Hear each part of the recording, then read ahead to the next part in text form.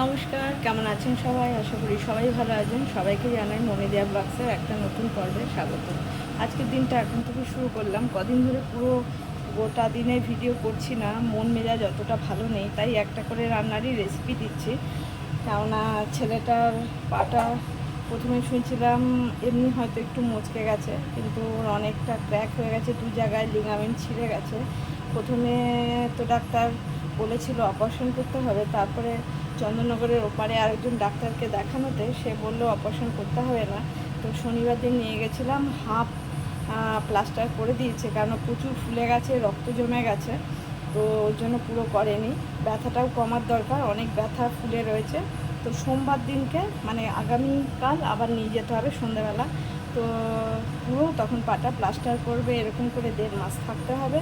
তো কালকেও একটা শর্ট ভিডিওতে বলেছিলাম যে বর্মার মন্দিরে পুজো দিতে গেছিলাম ছেলেটারই জন্য। তার কারণ ওখানে বসেই মানত করেছিলাম যে যদি অপারেশন করতে না হয়, কাটাছেঁড়া যত ছোটই হোক না কেন, যত মাইনারই হোক না কেন, তো শুনলেই ভয় লাগে বা মানে কান্না। তো আমাদের বাড়িতে সবাই কান্নাকাটি করছিলাম, গ্যাস দিয়ে দিয়েছে ফাটার জন্য। এরকম করে হয়তো আরও মাস 2 এরকম থাকতে হবে, যার জন্য মন মেজাজ খারাপ। তো ওর জন্য পুরো দিনে ভিডিও করছিলাম না। তো দেখুন আজকের দিনটা এখন থেকেই দেখাচ্ছি আপনাদেরকে। ভাত বসিয়ে দিয়েছি, আর করবো হচ্ছে এই যে করে নিয়েছি, এই যে মিষ্টি কুমড়ো পিস পিস করে ভাজা করেছি, প্লেন নুন লঙ্কা আর হলুদ দিয়ে। আর করবো হচ্ছে যে পেঁয়াজ কুচিয়ে নিয়েছি, টমেটো কেটে নিয়েছি, আলু কেটে নিয়েছি, আর এই যে দেশি মুরগিটা নিয়ে এসছে।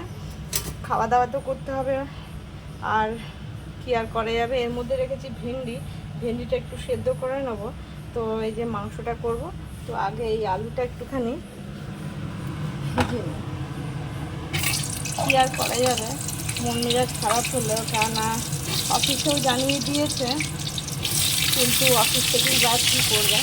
এখন এরকমই ওকে ছুটিতে মনে হয় মাছ দেবে দিয়ে তো কাটাতেই হবে, কেননা বলেছে প্লাস্টার করেই অন্তত 1 মাস 1 সপ্তাহ রাখতে হবে। তো এর মধ্যে একটু দিয়ে দিই হলুদ গুঁড়ো। আর আজকে তো সেই রামেলা কিছু আসার কথা, কালকে থেকেই চলছে, কিন্তু এমনি ওয়েদারটা একটু মেঘলা আছে, কিন্তু গরম প্রচুর। সেটা একটু ভেজে নিই। মাংসটা করবো, এই যে কটা পাকা লঙ্কা নিয়েছি, এটার একটু টেস্ট করে নেবো। আজকে নারকেলের দুধ দিই না, একদম সিম্পলভাবেই দেশি মুরগিটা করবো, কিন্তু এই লঙ্কাটা একটু বাটা লঙ্কা দেবো। আদা রসুন ছিল না বাটা, তো এই যে আদা বেটে নিয়েছি, এই যে 1 কোটো রসুন বেটে নিয়েছি। আলুটা এই যে লাল করে ভেজে তুলে নিয়েছি।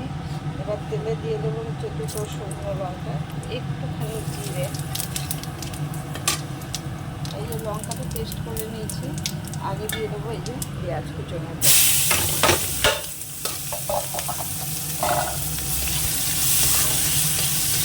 একটু নুন দিয়ে দেবো পেঁয়াজটা নরম হওয়ার জন্য। পেঁয়াজটা খানিকটা ভাজা হয়ে গেছে, এবার এর মধ্যে দিয়ে দেবো হচ্ছে আদা বাটা, আর দিয়ে দেবো রসুন বাটা।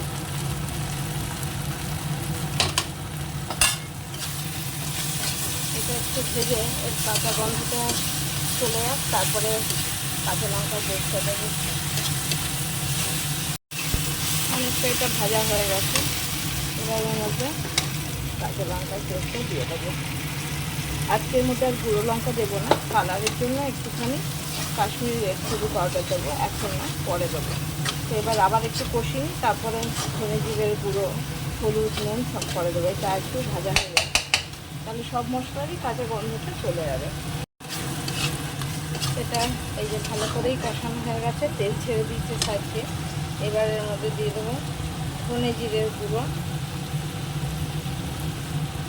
দিয়ে দেবো হলুদ গুঁড়ো, আর দিয়ে দেবো নুন স্বাদ মতন, দিয়ে দেবো অল্প চিনি।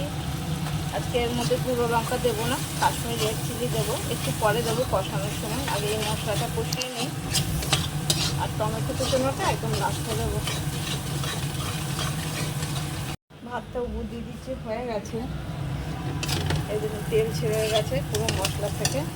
এবার এটা দিয়ে দেবো।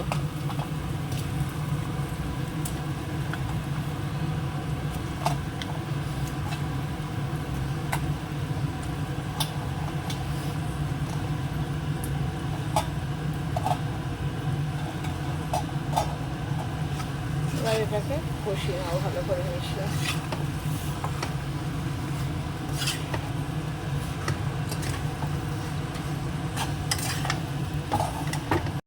এর মধ্যে কাশ্মীরি রেড চিলি পাউডারটা একটু দিয়ে দিই, কালারটা সুন্দর হবে। বেশি দেবো না, অল্পই দেবো। এবার আবার কষিয়ে নাও, মিশিয়ে দেবো। আর আলুগুলোও দিয়ে দেবো,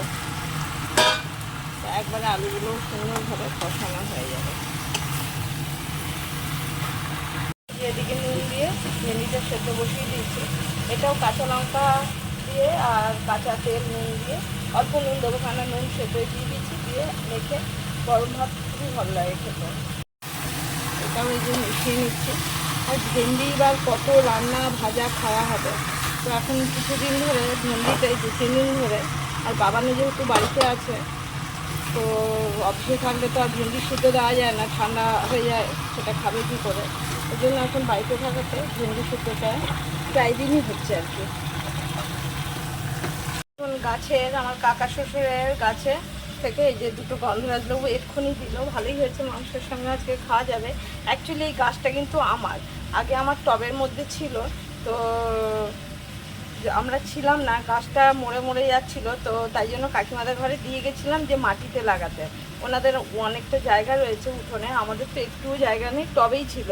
টবেও তখন লেবু হতো, তো দেওয়াতে এখন সে বিশাল, সে দেখতে মনে হয় বড় আম গাছের মতন, এত বড়, বা পেয়ারা গাছের মতন হয়ে গেছে, ভর্তি লেবু হয়। তো কাকিমা ওই পেরে পেরে আমাকে দেয়, নিজেরাও খাই, সবাইকে দেয়। দেখুন একদম গাছের টাটকা গন্ধ রয়েছে লেবু।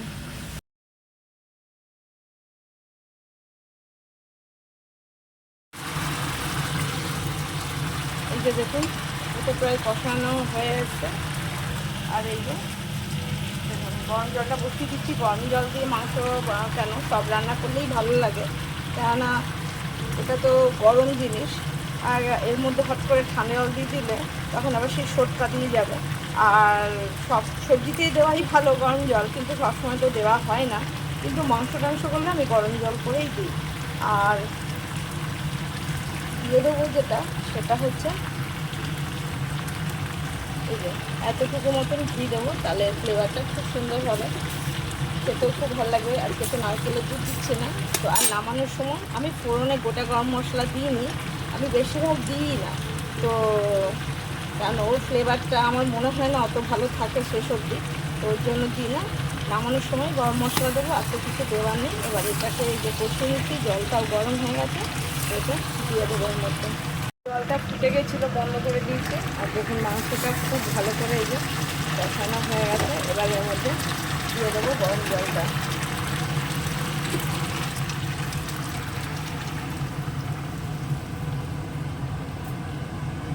দেশি মুরগি একটু তো শক্ত হয়, ওই জন্য এতটাই জল দিলাম, তাও এটা কমে যাবে।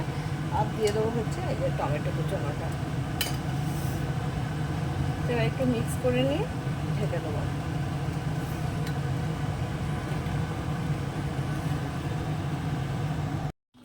বন্ধুরা আমার মাংসটা হয়ে গেছে। দেশি মুরগির এইটুকু ঝোল আবার সব একটু কমেও যাবে। দিয়ে দেবো এর মধ্যে একটুখানি গোলমরিচের গুঁড়ো, এটা শুধু টেস্টের জন্য একটু দিলে ভালো লাগে। আর দিয়ে দেবো এই এতটুকু গরম মশলার গুঁড়ো, আমি মিক্স করে দেবো। বন্ধুরা এই কদিন আমাদের রান্নাবান্নাগুলো একটু তাড়াতাড়ি করে নিচ্ছি, কেননা বাবানের খাবার আগে খাওয়ার পরে সব ওষুধপত্র রয়েছে। পেশেন্ট থাকলে একটু তাড়াতাড়ি রান্না না করলে হয় না। আমি তো মাংস বসিয়ে দিয়ে স্নান করে একদম ফুল তুলে ঠাকুরের বাসন ধুয়ে একদম পুজো টুজো দিয়ে এসে এটা আবার ধরলাম, বসিয়ে দিয়ে চলে গেছিলাম। এখনও দেখুন 2টো বাজেইনি, দেখুন এখনও 2টোই বাজেনি, আমার সব কাজ হয়ে গেছে। এবার ওকে ভাত খেতে দিয়ে দেবো। তো এবার এটা নামিয়েও নেব, এটা হয়ে গেছে। তো একটু এবার ঢেকে রেখে দিই, বন্ধ করেই দিয়েছি। তো একটু ঢেকে রাখি। যেরকম মাংসটা নামিয়ে নিয়েছি, পুরো এতটা মাংস, দুবেলার যদিও। তো দেখুন কালারটা একদম সেই লাল লাল ঝোল। এই যে দেখুন রেমাল আসার আগের মুহূর্ত, পুরো অন্ধকার হয়ে গেছে একদম। কি কিছুক্ষণের মধ্যেই মনে হচ্ছে একদম আছড়ে পড়বে। এরকম হালকা বৃষ্টিও নেমে গেছে, বোঝা যাচ্ছে কি পুরো একদম অন্ধকার, কিন্তু এমনিও দারুণ লাগছে ওয়েদারটা। এই যে আমরা না অনেকে না ভেন্ডিটা গোটা গোটা খায়, কিন্তু আমরা এই যে নুন আর লঙ্কা গুলে নিচ্ছি আর দিয়ে দেবো একটু কাঁচা সর্ষের তেল। আমরা এটাকে এইভাবে মেখে গরম ভাতে খাই।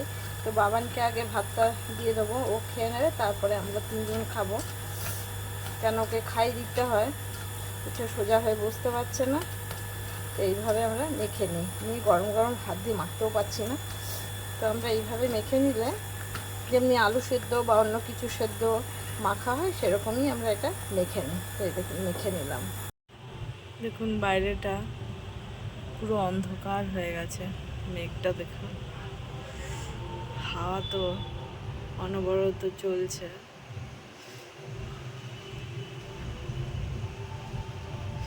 যখন তখন এসে আছড়ে পড়বে।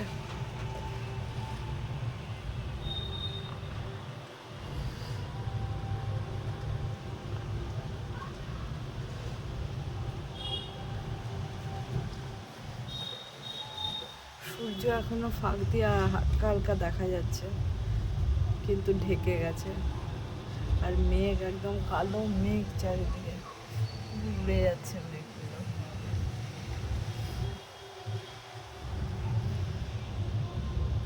দেখতে কিন্তু এমনিতে দারুণ লাগছে। আমাদের এখানে প্রচুর বৃষ্টিও হয়ে গেল কিছুক্ষণ আগে।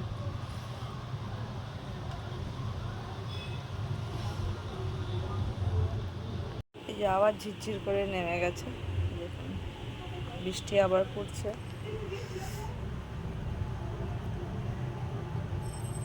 মাঝরাতে একদম আছড়ে পড়বে।